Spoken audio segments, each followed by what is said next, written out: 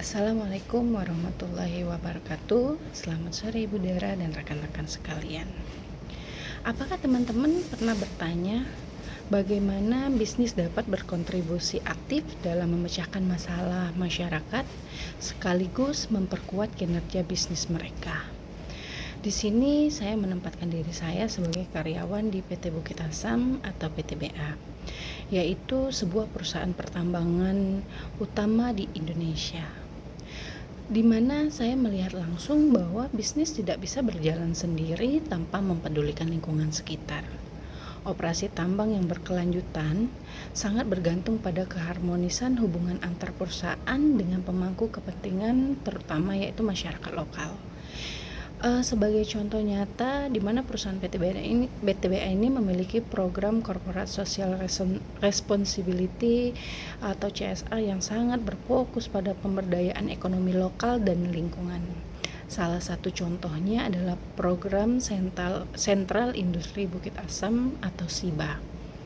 Jadi, melalui SIBA ini, perusahaan tidak hanya memberikan bantuan dana instan, melainkan membina masyarakat sekitar tambang untuk menjadi pelaku UMKM yang jauh lebih mandiri.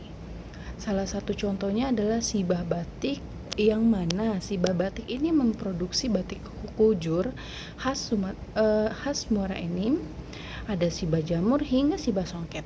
Selain ekonomi, perusahaan PTBA ini juga aktif dalam memanfaatkan lahan bekas tambang menjadi kawasan agrowisata dan pertanian guna mengatasi isu kelestarian lingkungan.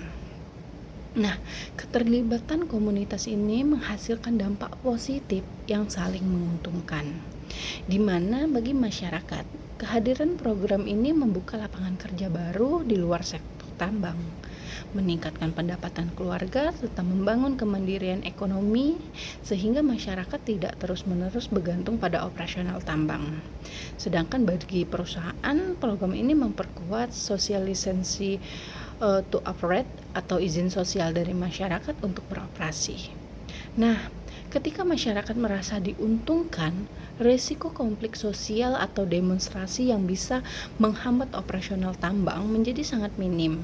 Selain itu, hal ini pun dapat meningkatkan reputasi perusahaan di mata investor sebagai perusahaan yang menerapkan prinsip ESG atau Environmental, Social, and Governance dengan baik.